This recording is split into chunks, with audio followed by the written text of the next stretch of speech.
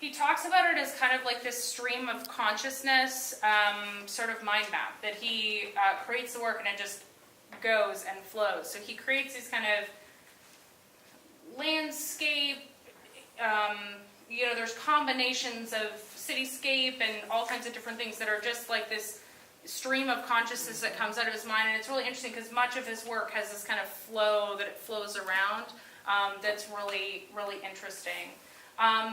The artist down here with Coordinated Bonds, I wanted to read a little bit about what he said.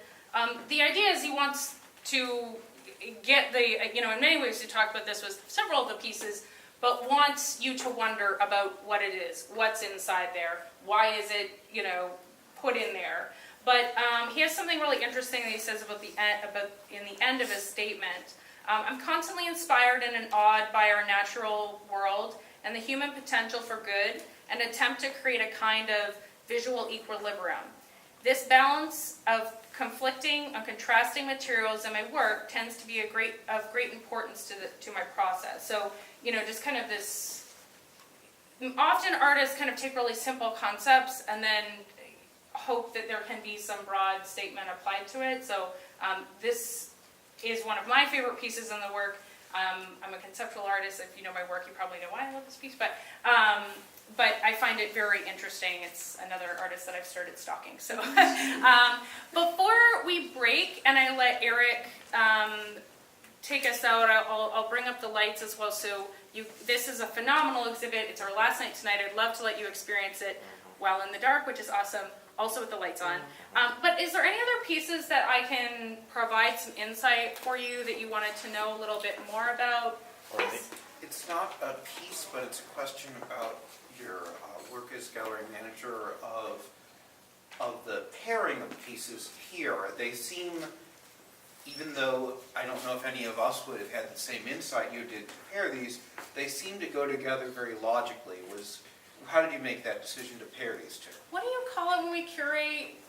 You do something like musical paintings? Yeah, you lay it all out and you just keep moving stuff around until you find the balance of everything. In this case, color is not an issue, but color, pattern, texture, repetitions of shapes, anything that two pieces can talk to each other, or then there are groupings where the pieces just start creating a dialogue. And I know when I set up a show, I might see 3 or 4 things immediately. So I put those together, and then I start, so I start creating little groupings around the gallery, and then they start intermixing and flowing, and then I try to figure out how I want the viewer to move through the space. So if there's a certain thing that I want them to see first, or if there's something that I want to be sure, I tend to put, like the M.G. Nelson Gallery is very long and thin. So I actually try to put something very strong at the very far end to force the viewer from the door to the back of the gallery. So yeah, it is very much a game of musical artwork. I would say I touch each painting or each piece of artwork a minimum of 5 times, which means I've moved it somewhere along the gallery at least 5 times. It's my favorite part of my job because I get to be creative and I get to look at both the visual but the conceptual elements of the work. This wall back here is one of my favorites because I like the narrative approach. I kind of get to take my own artistic spin on it and interpret the work and set it up as I think that I would like you to view it as a narrator. And then, you get geeked out about little things that, like, there's this perfect angle that if you stand here, this piece lines up between here and you get this, like, beautiful angle where these people are just mingling and talking here. So it is something that, honestly, I spend a lot of time doing.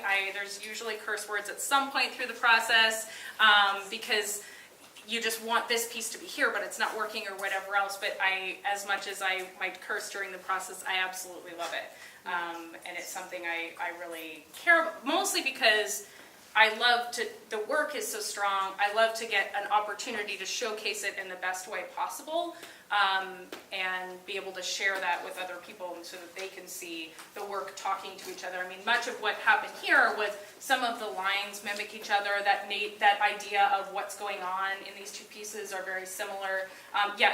I thought it would be a little bit easier because this was in black and white, but it was a bit more of a challenge than I anticipated. And we actually lucked out because John's piece over here, and I don't know the title of the piece off the top of my head. Well, it's an ordinary title. It's Black 2. Black 2. I love it. Roman 2. Flowed so nice. So while it was not part of the juried exhibit, John Hayes is an artist member with us, and he created and finished this piece. And I encouraged him greatly to bring it in for our summer show because I knew it would go so well with this, and it's a wonderful introduction to the piece. Did you want to talk about the work at all? Well, no. No? Well, I will. There's a beautiful texture to the work, and much of it, I mean, in so many that some of these pieces are complicated, there's many pieces that are really simplistic, and this is an example of how you can be effective with something really, really simplistic. So which I say, it's not, it's a very complicated piece, but there's a textured surface that John's carefully applied with grids and different materials, and then there's paint applied and removed to get all those variances and shades of black and gray, for which, correct me if I'm wrong, you're only using one color of paint That's correct. to get the variance, which is amazing. So, yeah. Any other questions I can answer before I? Well, Corinne, I was going to say, could you turn the lights up now, please? Yeah, and finish up? and then I mean, then you I can could finish up, answer so- questions while you're looking.